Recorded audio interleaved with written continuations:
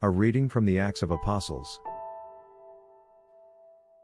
In those days the church throughout Judea, Galilee, and Samaria had peace and was built up, living in the fear of the Lord and in the comfort of the Holy Spirit.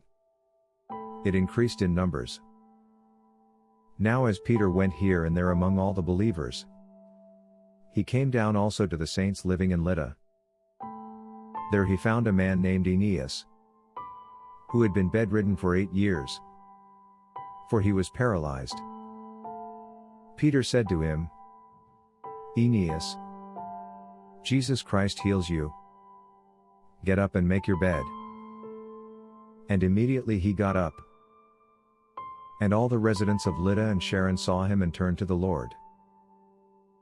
Now in Joppa there was a disciple whose name was Tabitha, which in Greek is Dorcas. She was devoted to good works and acts of charity. At that time she became ill and died. When they had washed her, they laid her in a room upstairs. Since Lydda was near Joppa, the disciples, who heard that Peter was there, sent 2 men to him with the request, "Please come to us without delay." So Peter got up and went with them. And when he arrived, they took him to the room upstairs. All the widows stood beside him, weeping and showing tunics and other clothing that Dorcas had made while she was with them. Peter put all of them outside, and then he knelt down and prayed. He turned to the body and said, "Tabitha, get up." Then she opened her eyes, and seeing Peter, she sat up. He gave her his hand and helped her up. Then calling the saints and widows, he showed her to be alive. This became known throughout Joppa, and many believed in the Lord. Meanwhile he stayed in Joppa for some time with a certain Simon, a tanner. This is the word of God. Thanks be to God. A reading from the Holy Gospel according to Apostle John.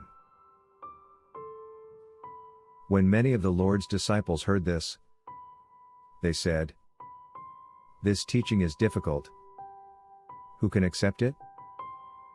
But Jesus, being aware that his disciples were complaining about it, said to them, "Does this offend you?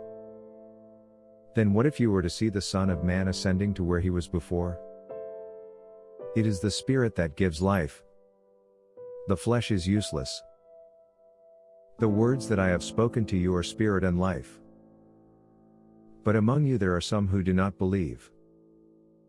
For Jesus knew from the first who were the ones that did not believe, and who was the one that would betray him. And he said, "For this reason I have told you that no one can come to me unless it is granted by the Father." Because of this many of his disciples turned back and no longer went about with him. So Jesus asked the 12, "Do you also wish to go away?" Simon Peter answered him, "Lord, to whom can we go? You have the words of eternal life. We have come to believe and know that you are the Holy One of God." The Gospel of the Lord. Praise to you, Lord Jesus Christ.